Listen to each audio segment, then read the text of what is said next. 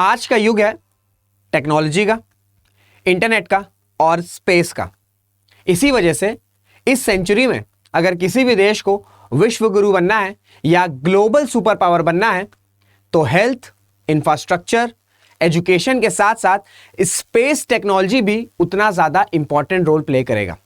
इसी को मद्देनजर रखते हुए भारत ने रिलीज करी है अपनी स्पेस पॉलिसी 2023, जिसका टारगेट यह है कि कैसे स्पेस की टेक्नोलॉजी को बूस्ट किया जा सकता है भारत में। Hello everyone, this is Rishabh Singh and I welcome you all on study IQ platform. और आज हम समझेंगे कि जो भारत ने अभी रिसेंटली रिलीज की है अपनी इंडिया स्पेस पॉलिसी 2023, वो किस तरीके से एक रोड मैप प्रिपेयर करती है कि जो स्पेस टेक्नोलॉजी है भारत में वो बूस्ट हो सकती है। साथ ही साथ कौन कौन से इंपॉर्टेंट टर्म्स हैं और कैसे प्राइवेट सेक्टर के लिए स्पेस टेक्नोलॉजी की बात करें तो इस पॉलिसी ने एक डोर ओपन किया है जिसमें प्राइवेट सेक्टर भी अपना जो से है, अपनी जो एक्सपर्टीज है वो इंडक्ट कर सकते हैं when it comes to space technology. क्योंकि अगर हम स्पेस की बात करें तो सिर्फ गवर्नमेंट पे ही उतनी जिम्मेदारी नहीं जानी चाहिए, गवर्नमेंट तो अपना रोल प्ले कर ही रही है। साथ ही साथ अगर ये सेक्टर प्राइवेट के लिए भी ओपन रहेगा तो दोनों साइड से, यानी कि गवर्नमेंट की एक्सपर्टीज भी, गवर्नमेंट ऑर्गेनाइजेशन की एक्सपर्टीज भी और साथ ही साथ जो प्राइवेट एक्सपर्टीज है, इन दोनों की एक्सपर्टीज जो है वो आपकी स्पेस टेक्नोलॉजी को बूस्ट कर सकती है। तो इन सारी चीजों को आज हम समझने की कोशिश करेंगे। ये जो आर्टिकल है आपका द हिंदू में आया था और आपको मैं बता सकता हूं कि जो हिंदू में आर्टिकल्स आते हैं साइंस से रिलेटेड वो काफी ज्यादा इंपॉर्टेंट होते हैं। और साइंस एंड टेक्नोलॉजी में अक्सर लोग पूछते हैं कि कहां से पढ़ा जाए, तो सबसे बेस्ट सोर्स होता है आपका न्यूज़पेपर। जो भी आर्टिकल्स साइंस से रिलेटेड आ रहे हैं आप उनको समझिए, जो टर्म्स दिए हुए हैं उनको समझिए और जो स्पेस और जो साइंस एंड टेक है वो आराम से आपका कवर हो जाएगा। तो अगर हम आर्टिकल को देखें तो इसका हेडिंग ये है कि optimistic space policy lays out plan to privatise sector, यानी कि इसकी समराइजेशन ये कह रहा है कि कैसे एक ये जो पॉलिसी इंप्लीमेंट हुई है, जो नई पॉलिसी इंप्लीमेंट हुई है स्पेस पॉलिसी 2023, कैसे वो एक ऑप्टिमिस्टिक रोड मैप प्रिपेयर कर रही है जिससे प्राइवेट सेक्टर की भी एंट्री हो रही है आपकी स्पेस टेक्नोलॉजी में। अगर हम भारत की स्पेस पॉलिसी की बात करें जो कि 2023 में आपकी लॉन्च हुई, तो इसमें 4 इंपॉर्टेंट टर्म्स हैं जो कि आपको समझने बहुत ज्यादा जरूरी हैं। इन सभी टर्म्स के फुल फॉर्म और इन सभी के क्या फंक्शंस हैं ये आपके लिए इंपॉर्टेंट है, क्योंकि इस तरह से स्टेटमेंट में आपसे प्रीलिम्स से पूछा जा सकता है, चाहे वो यूपीएससी हो चाहे वो स्टेट पीएससीज हो। और स्टेट पीएससीज में तो आपसे इस तरह के फुल फॉर्म भी पूछे जा सकते हैं, तो इस वजह से मैंने फुल फॉर्म्स भी रखे हुए हैं। आप फुल फॉर्म पे भी ध्यान रखिएगा, अगर आप चाहें तो स्क्रीनशॉट भी ले सकते हैं। वैसे मैं आपको रिकमेंड करूंगा कि ये जो स्पेस पॉलिसी है, भारत की जो स्पेस पॉलिसी 2023, ये सिर्फ 11 पेजेस की है। आप चाहें, अगर आपके पास टाइम है तो आप पढ़ सकते हैं, क्योंकि अगर आप पढ़ लेंगे तो आपकी क्लैरिटी और अच्छे से हो जाएगी। और मैं इसलिए बोल रहा हूं क्योंकि बहुत कम पेजेस के हैं, सिर्फ 11 पेज हैं, तो आप चाहें तो पढ़ सकते हैं। तो अगर हम इंडिया की स्पेस पॉलिसी 2023 की बात करें तो इसमें 4 डिस्टिंक्ट एंटिटीज हैं। कौन कौन सी? सबसे पहले इन स्पेस है। इन स्पेस का फुल फॉर्म ध्यान रख लो, Indian national space promotion and authorisation centre, in space हो गया। दूसरा आपको ऑब्वियस आपको पता है इसरो सबसे इंपॉर्टेंट है।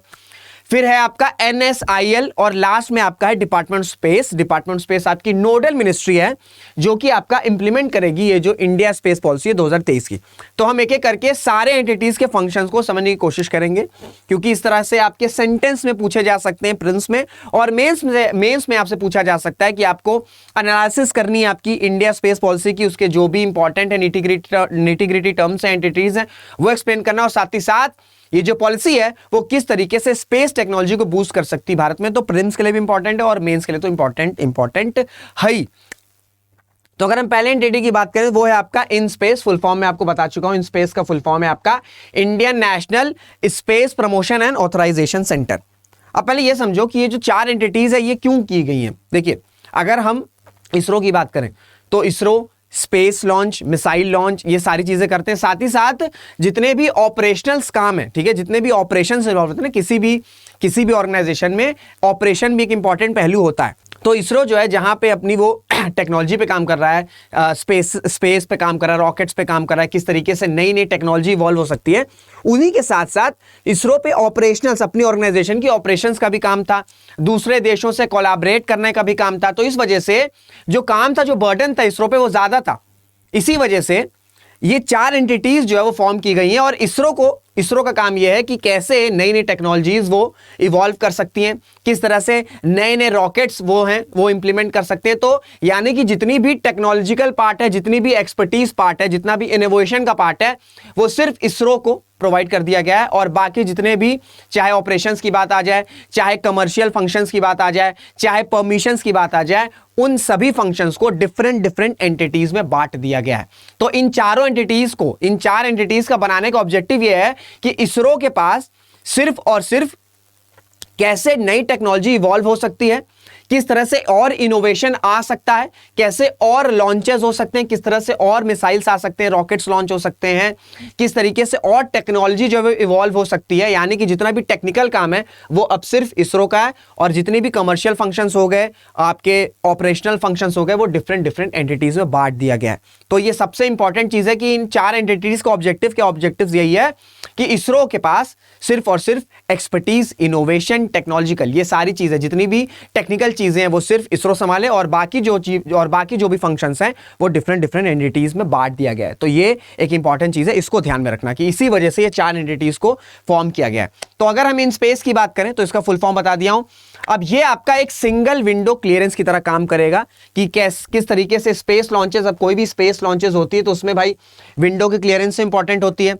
साथ ही साथ लॉन्च पैड्स, ठीक है, लॉन्च पैड्स को स्टैब्लिश करना, फिर बाई एंड सेलिंग सैटेलाइट्स, और साथ ही साथ disseminating high resolution data among other things. यानी कि डेटा भी तो इंपॉर्टेंट होना है यार। कोई भी अगर स्पेस की अगर बात करें, कोई अगर हमारा सक्सेसफुल रॉकेट लॉन्च हुआ है तो उस डेटा से हम समझेंगे कि क्यों वो लॉन्च हुआ, वो क्यों सक्सेसफुली लॉन्च हुआ।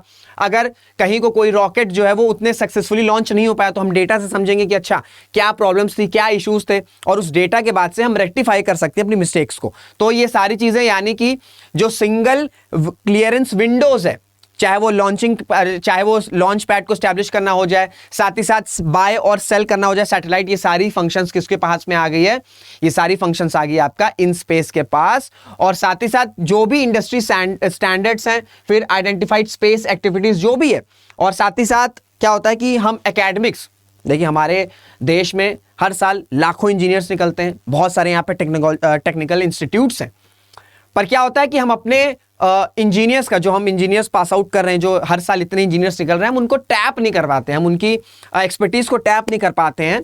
तो इसी वजह से इन स्पेस का काम ये भी है कि डिफरेंट डिफरेंट एकेडमिक इंस्टीट्यूशंस के साथ कोलैबोरेट करे, और कैसे स्पेस एजुकेशन, ठीक है, स्पेस टेक्नोलॉजी हम इंपार्ट कर सकते हैं, और हम उनसे एक्सपर्टीज गेन कर सकते हैं, एक्वायर कर सकते हैं through different different academic institutions. ये भी काम जो है आपका इन स्पेस का है। और जैसा कि मैंने आपको बताया कि इसरो का काम रहेगा कि किस तरीके से जो रिसर्च आउटर स्पेस की, वो पूरी की पूरी रिसर्च जो है आउटर स्पेस की, वो आपकी किसकी रिस्पॉन्सिबिलिटी, इसरो की है।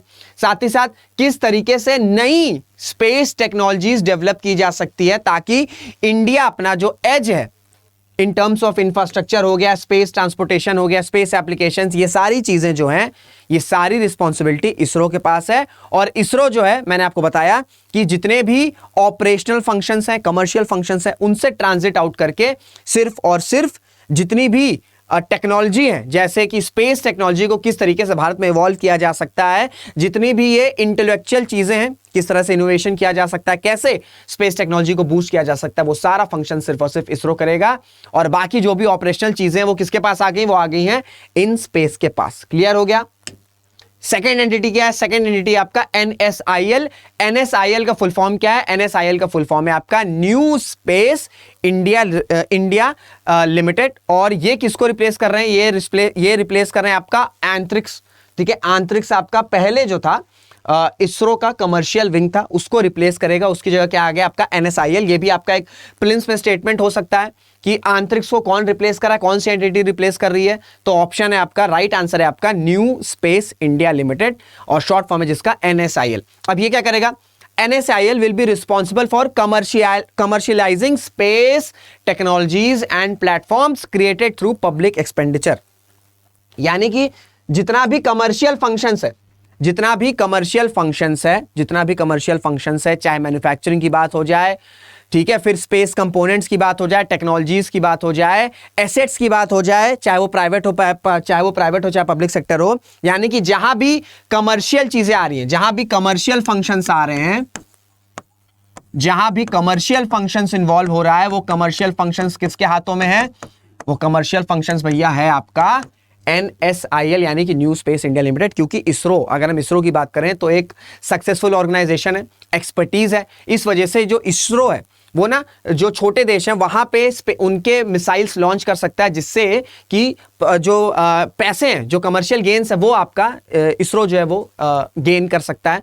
तो इन सारी चीजों की जिम्मेदारी किसको दी गई? इन सारी चीजों की जिम्मेदारी दी गई है न्यू स्पेस इंडिया लिमिटेड। क्योंकि भाई देखिए, अगर आप किसी चीज में अच्छे हैं तो आप एक तो अपने रिलेशंस, एक डिप्लोमेसी का पार्ट फॉर्म कर सकते हैं कि हाँ भाई, अगर हम छोटे देशों की बात करें तो इंडिया बढ़ चढ़ के, इंडिया जो है, इसरो जो है बढ़ चढ़ के मदद कर रहा है छोटे देशों की, उनकी स्पेस टेक्नोलॉजी में बूम करने में मदद कर रहा है, इवॉल्व करने में मदद कर रहा है, साथ ही साथ उनके देश में मिसाइल्स, रॉकेट्स ये लॉन्च करने में मदद कर रहा है। तो एक आपकी सॉफ्ट पावर की इमेज जाएगी, आपकी डिप्लोमेसी का भी पार्ट होगा और साथ ही साथ आपको कमर्शियल गेन्स भी होंगे। तो एक तीर से तीन निशाने हो जाते हैं। ठीक है, एक तीर से तीन निशाने, वैसे दो होते हैं पर इसमें तीन हो जा रहे हैं। ठीक है, तो जितने भी कमर्शियल फंक्शंस हैं, that is goes in the hands into new space India limited, NSIL। और लास्ट की अगर बात करें तो वो है आपका डिपार्टमेंट स्पेस। ऑब्वियसली बात है कि भाई इस पॉलिसी को इंप्लीमेंट करने की जिम्मेदारी है, जो नोडल मिनिस्ट्री है, जो नोडल डिपार्टमेंट है, वो कौन है? वो है आपका डिपार्टमेंट ऑफ स्पेस। और इनका क्या काम है? Implementing space technologies among other things, coordinate international cooperation. जैसे मैंने आपको बताया कि भाई अब जैसे हम दूसरे देशों में, छोटे देशों में हम कैसे कोऑर्डिनेट करेंगे, किस तरह से बात करेंगे, वो किसकी जिम्मेदारी? वो मिनिस्ट्रियल लेवल की जिम्मेदारी आ गई ना, वो इसरो की जिम्मेदारी नहीं है। इसरो क्या कर सकता है? इसरो अपनी टेक्नोलॉजीज से थ्रू रॉकेट्स दूसरे देशों में लॉन्च कर सकता है, उनकी स्पेस टेक्नोलॉजी इवॉल्व कर सकता है। पर जो संवाद है, जो कोऑपरेशन है, वो कहां से होगा? वो आपका मिनिस्ट्रियल लेवल पे होगा। और वो किसकी जिम्मेदारी? वो है आपकी डिपार्टमेंट ऑफ स्पेस की।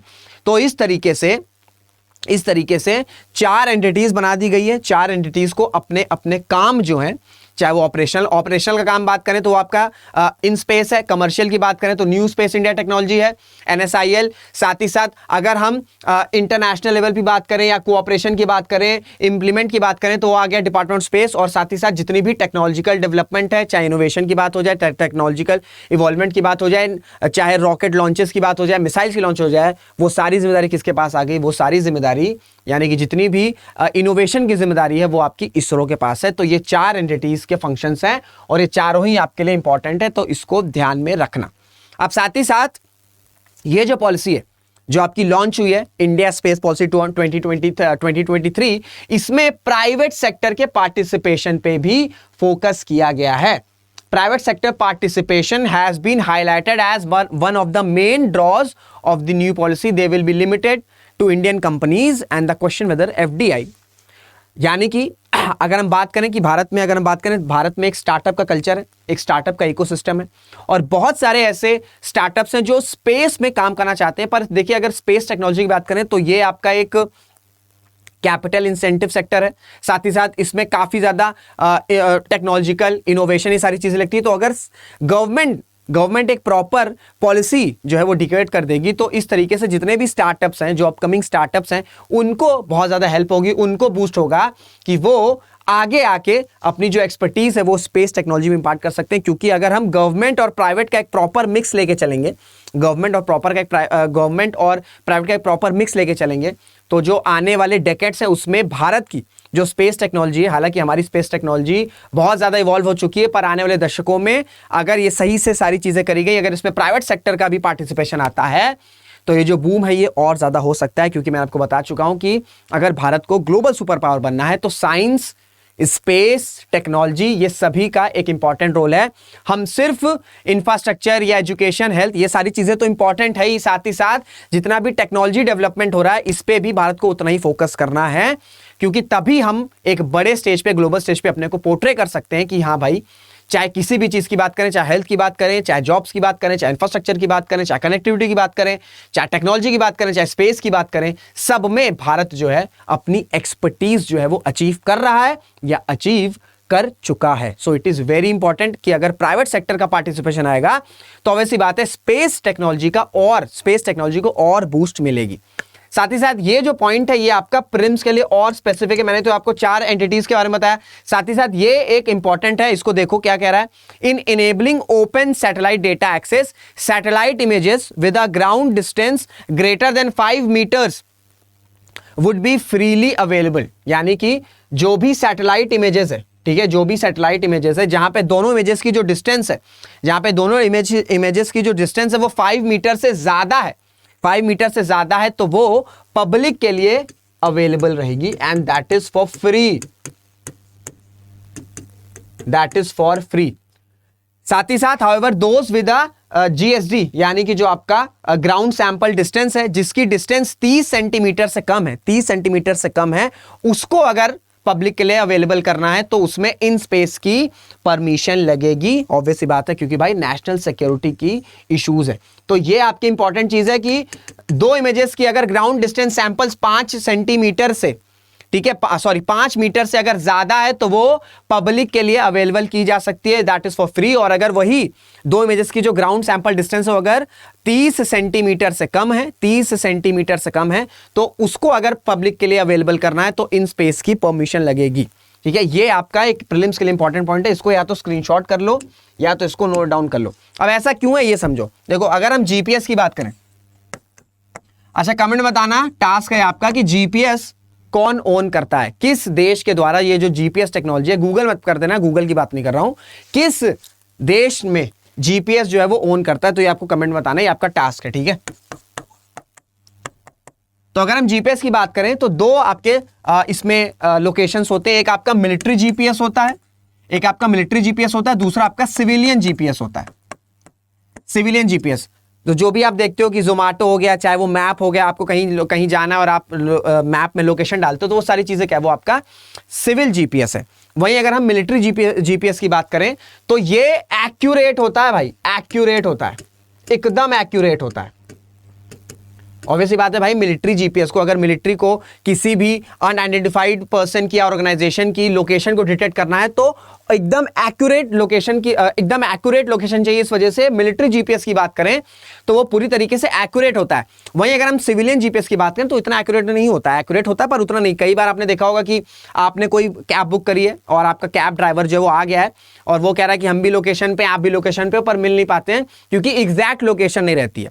तो ये जो मिलिट्री जीपीएस है इसमें एक्यूरेट लोकेशन रहती है, बिल्कुल एक्यूरेट लोकेशन रहती है। इस वजह से ये जो है आपका नेशनल सिक्योरिटी के लिए इंपॉर्टेंट होता है। इस वजह से ये जो ग्राउंड डिस्टेंस सैंपल है, जो ग्राउंड सैंपल डिस्टेंस है जिन इमेजेस की 30 सेंटीमीटर से कम है, ये एकदम एक्यूरेट होती है। इस वजह से ये नेशनल सिक्योरिटी के लिए इंपॉर्टेंट होती है। इस वजह से अगर इसको पब्लिक के लिए अवेलेबल करना है तो इन स्पेस की परमिशन लगेगी या इनसे पूछना पड़ेगा, इसके बाद ही जो है वो आपका पब्लिक के लिए अवेलेबल की जा सकती है। हालांकि अगर कोई भी ग्राउंड सैंपल डिस्टेंस दो इमेजेस की 5 मीटर से ज्यादा है तो वो फ्रीली आप पब्लिक के लिए अवेलेबल कर सकते हैं।